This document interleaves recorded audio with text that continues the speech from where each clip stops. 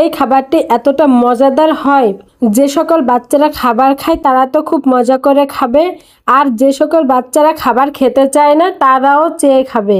আসসালামু আলাইকুম প্রিয় দর্শক, আজকের পর্বে তৈরি করে দেখাবো বাচ্চাদের জন্য একটি ভিন্ন রকমের পুষ্টিকর, স্বাস্থ্যকর ও মজাদার একটি খাবার রেসিপি, আর তা হচ্ছে গাজরের হালুয়া। দর্শক, গাজর কিন্তু আমাদের স্বাস্থ্যের জন্য বেশ উপকারী। এতে রয়েছে vitamin A, B, K, potassium, fibre, antioxidant সহ বিভিন্ন রকমের পুষ্টি উপাদান। এতে থাকা পুষ্টি উপাদান আমাদের ত্বক সুস্থ ও উজ্জ্বল রাখে, হজম শক্তি বাড়ায় অর্থাৎ কোষ্ঠকাঠিন্য দূর করে, এছাড়া শরীরে বিভিন্ন রকমের পুষ্টি চাহিদা পূরণ করে। দর্শক, এখানে আমি একটি গাজরের অর্ধেকটা গাজর একটা গ্রেটের সাহায্যে গ্রেট করে নিয়েছি।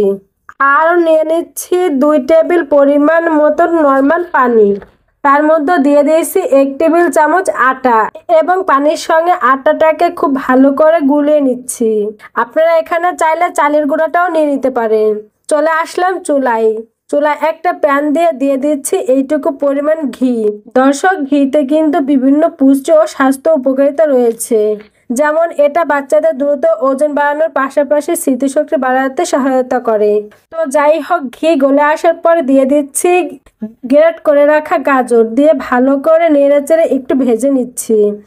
দর্শক, গাজর যখন খুব ভালো করে ভাজা হয়ে যাবে, গাজরের রসটা টেনে এরকম কমে আসবে, এই পর্যায়ে গাজরটা সিদ্ধ হওয়ার জন্য দিয়ে দিব 1.5 কাপ পরিমাণ বিশুদ্ধ খাবার পানি।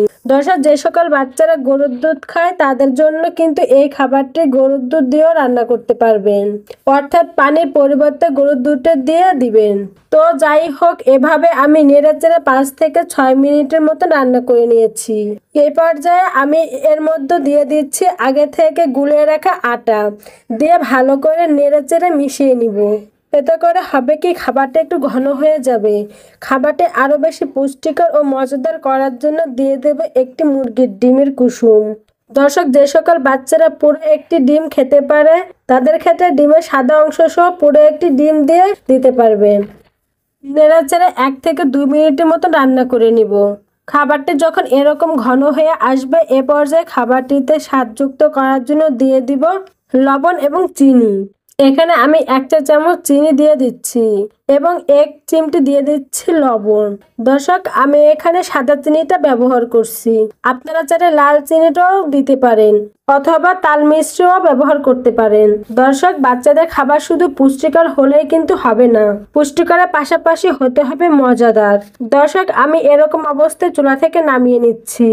আপনারা আপনাদের বাচ্চাকে যে যেমন লিকুইড রেখে খাওয়াতে চান সে সেভাবে চুলা থেকে নামিয়ে নেবেন। দর্শক, এই ছিল আমার আজকের আয়োজন।